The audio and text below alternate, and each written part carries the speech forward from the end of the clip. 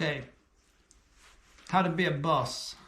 Now, what gives me the right to talk about this? Nothing. You could say I've been a boss for a decade. It's not a very long time. It's not like, someone that's 70 and has done it for 50 years. Only got 10 years experience. So I'm sorry. But might as well share what I've learned. One or two things might help. So let's go for it. And a few people said I didn't do too bad a job being a boss. And I've witnessed a few good bosses and I've witnessed some really bad bosses. And I'm going to try and keep this real simple because I think it is quite simple. Simple, but very hard to do. Okay, let's just crack on. I always found that giving people that work for you autonomy. What do I mean by autonomy? Well, and number two is respect. You have to show them respect. A lot of people don't even understand what that means. It's kind of you either have it or you don't, that element of respect. But let me try and walk through this with you. So autonomy. Now what I mean by this is, you set up a company, right? Here we go. Here's your company. And on day one, because it's just you do everything. You have autonomy. And you're setting up a company, so let's say you respect yourself. Well, that is cliche, right? And then you grow from just one to you need to hire someone. So a part of the company is then done by that person. So that was you. So there's a little bit less you need to do. And then you hire someone else. And you hire someone else. And you hire someone else. Now, that, if I scrub out all the rest, is a company. You give this person complete control of that amount of the entire work. They're just responsible for it. And they need to feel like they're responsible for it. Not that they're working for you. They need to feel like that's their company, just happens to sit within your company. And then you still have to cover all this dead space. Now, eventually, you grow your business and all elements are covered by individuals. You get the idea. So lots of people doing lots of tasks. And now that company is run by all these individuals. And then you are overseeing, your job is then this lot, all those people. Now, you can't do that bit or that bit, it's all too much. So these people have autonomy within their divisions. I think that's a nice representation. Okay, so that's that bit. Respect. Right. I'll give you some nevers. What to-dos are difficult, but nevers are easy. Never tell someone you're their boss. You can tell them what to do or how you'd like it done or walk them through how you did this part of the business. But you never tell them that you never pull rank. Because it's my opinion of this is when you walk out the door of the office, you're not the boss anymore. You're only the boss when you're in that work environment. As soon as you're outside, you're just another human being. When you're in the car park, getting in the car to leave, you ain't no boss, you ain't nothing. You're just another person on the face of the planet. And you need to remember that. You need to remember you're nothing. So we've got this company, you hire this person to handle this bit. They then, as you grow and this box and this bubble gets bigger and bigger, they'll then sub-hire people to help them run their division. So in a multinational, there's hundreds of these, all broken down again and again and again. These are layers of management. So a big boss, next boss, next boss, next boss, next boss, and so on, all the way down until all the tasks are done within this structure. And you need your sub-bosses to also give their staff autonomy. And you need them also to show respect and never pull rank. We're all individuals, we're all capable, we all do things differently. And it's just letting someone do it their way that is the respect element. Now, this is where I then step in my own mouth, because they also need to do it the way in which you tell them, unless they can prove to you that their new way is better or more efficient. And it always bugged me, because when you say run this task for a long time, you've tried lots of variations, and then you give this task to someone, and before you know it, they're doing something different. And it's, no, seriously, you need to do it how I told you to do it, because that's how I want it done, and I'll explain to you why. And the way you're doing it is not right. I'll give you a straightforward example. In the warehouse, I wanted inbound products to be randomly assigned locations within the warehouse. I did not want product A next to product B because they were too similar, or their codes were too similar, or they look too similar, or because it creates an easy mispick element. You want random allocation within the warehouse. Anyway, so we had a guy came in, he wanted the numbers in order, or he wanted all the same products next to each other. No, stop. Randomly assign the warehouse. Because we have found when you put numbers similar to one another, or products similar to one another next to each other, you get a mispick. And the whole point of a well staged warehouse is that you don't get a mispick. And I don't care if your OCD needs numbers to be next to each other, not in this warehouse, for the reason of mispicks. So, you should have a reason why something's done a particular way. If you don't have a reason why it's done a particular way, sure, artistic license, let's see what you got. Before they make the change, make them pass it by you to see if there's any reason why that new system won't work.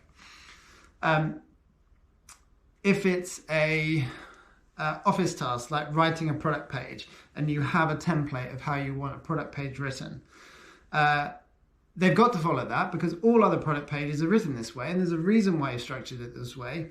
And if you wanted it done a different way, you would either not give them the template, or you would give them free rein.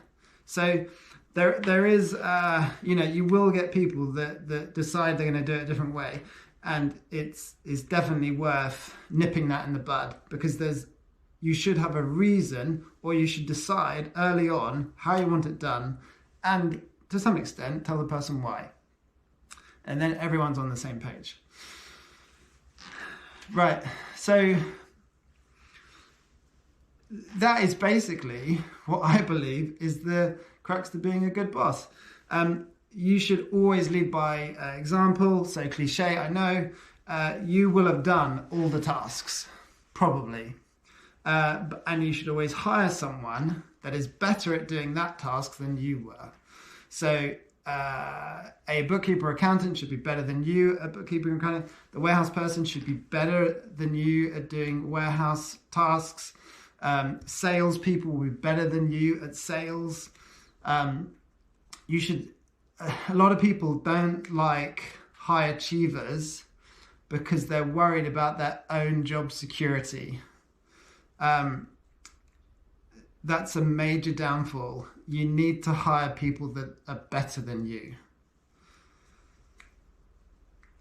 I know it's tricky, and a lot of people are threatened, and there's guys especially have huge egos, and there's a conflict of interest because they're like, oh my God, this guy's awesome, you know, going to make me look bad. No, no, no, no. He makes you look better because you hired him or her. So it's really important you make good hires. So yeah, lead by example, and then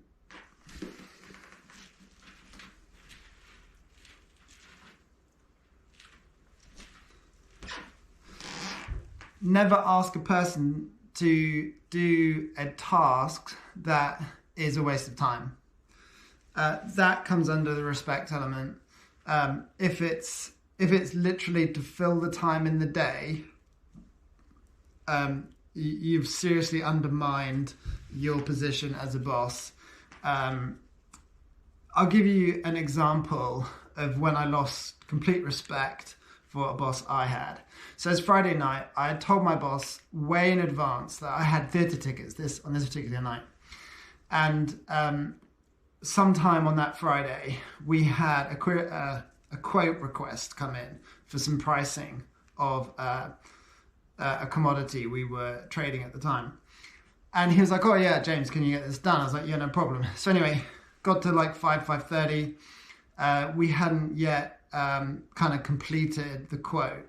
And I was like, oh, you know, got to go. And he's like, well, no, you can't go because you need to do the quote. And I was like, well, there's no chance this guy is still in the office because he was on, I think, Indian time. There's no chance he needs it today because he didn't say he did. There's no chance anything's going to happen if we send it to him tonight. And there's no reason for me to stay late.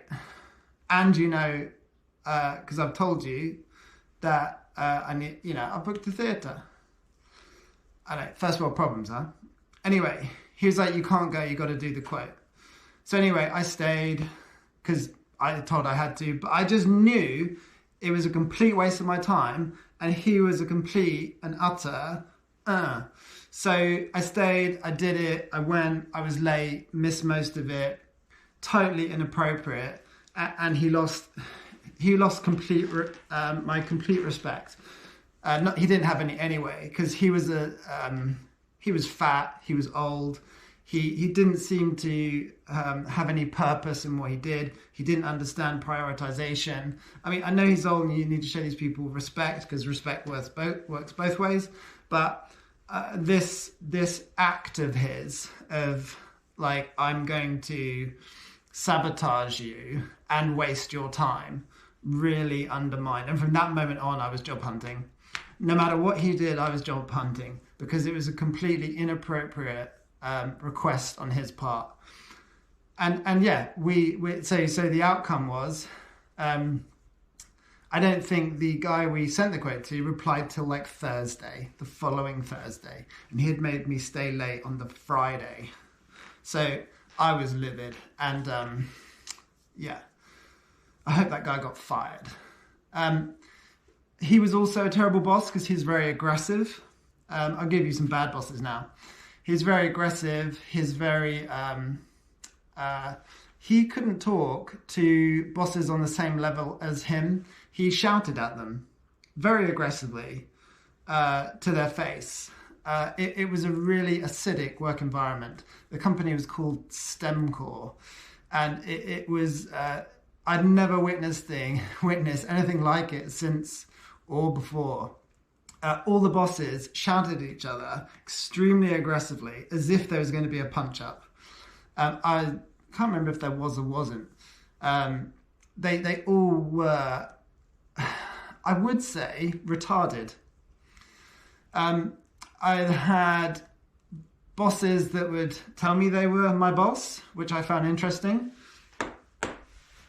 I found bosses that if they deemed they were... they basically didn't talk to their unders, their staff, which was, I found bizarre. They would talk to HR, and then HR would call you in to tell you what the boss really should have told you to your face. So again, you never get trained. No one ever trains you. Well, a lot of companies now do, and you do need to seek out a company that helps people be bosses, because most people are completely ill-equipped to be one.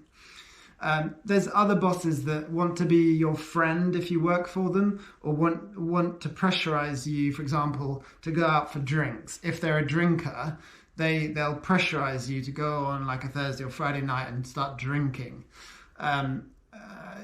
Don't feel you need to set your stall from the day you start work that you don't need to socialize with them, and you're going to leave, and no, you're not going to go for a drink, and don't be pressurized to go for a drink with them, because I'm not sure why they do this. They try and create this I'm your buddy, but when it comes to them firing and hiring, you're anything but.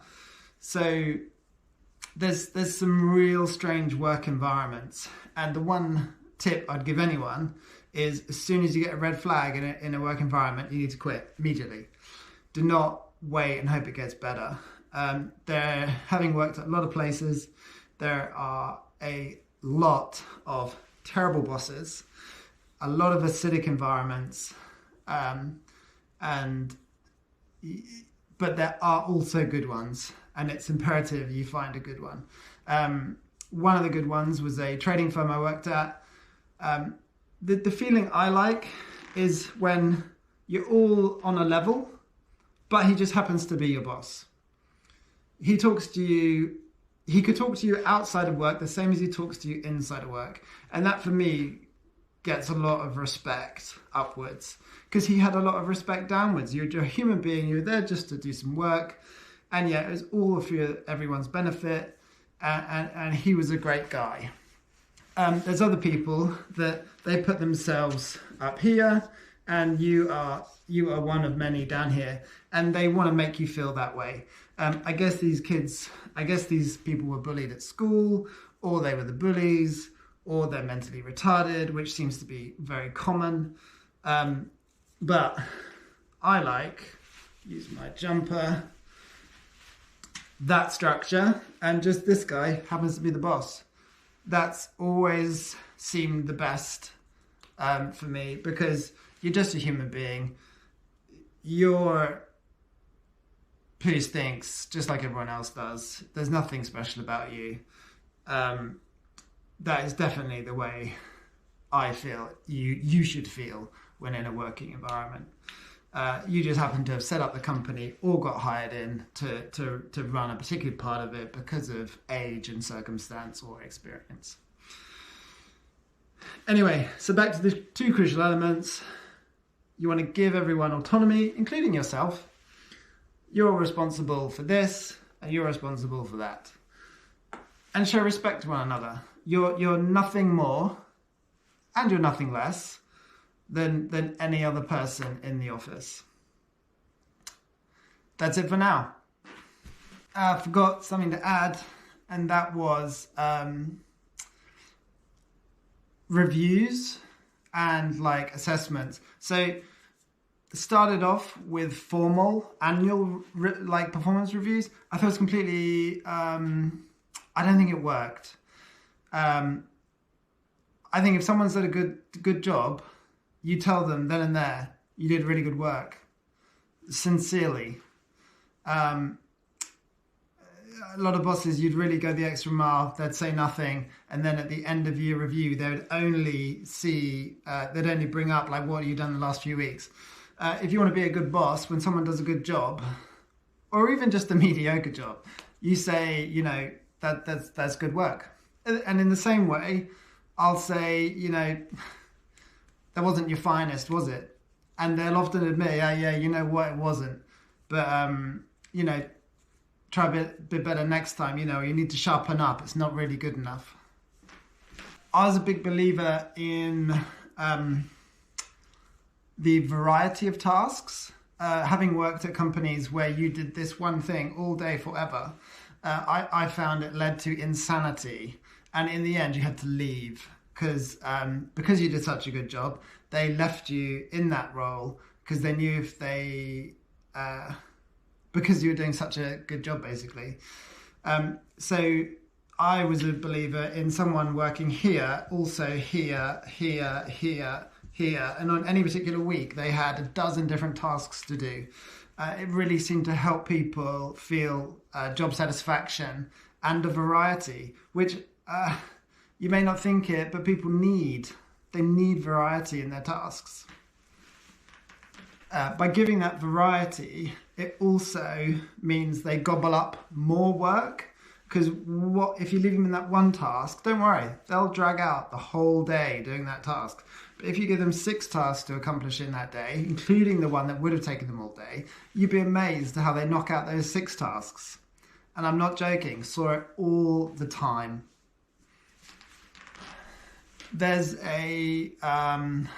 We saw people after a certain amount of time go to coast mode. They're not being challenged. They literally put it into second and just do like 1,000 revs. Sometimes it's after 1 year, sometimes after 2, after 3. If that person's not on coast mode, then you're an amazing boss. How to change that? You've got to mix it up. You've got to mix up the tasks. You've got to move people around. You've got to bring in new challenges. It's not always easy because a lot of businesses do just do the same thing. So in such circumstances, sometimes it is best to let those people go because they're not being efficient. And for their own growth, things come to a natural end. And just watch out for those coasters that you know could achieve so much more. That's kind of it. For me, being a good boss was sometimes about helping people be efficient. So just a small example, in an e-commerce environment, I don't know why, but people here, when there was something to do, a single task to do at the warehouse, they'd go and do that single task. But there's no need for them to do it at that moment in time. I think they literally just wanted a break from the office. And I would go, well, don't just go up and do that single task. Wait until you've got 5 tasks at the warehouse and then go and do all 5. But people really struggled with that. And they'd literally go up, come back after single tasks. And that really bugged me because it was just a lack of efficiency and almost just showed an element of stupidity. Because if I ever go to do something, I want definitely more than one reason to go and do it. I want at least 10 things to do so that all those tasks are accomplished in that one visit. And a lot of people really seem to struggle with that.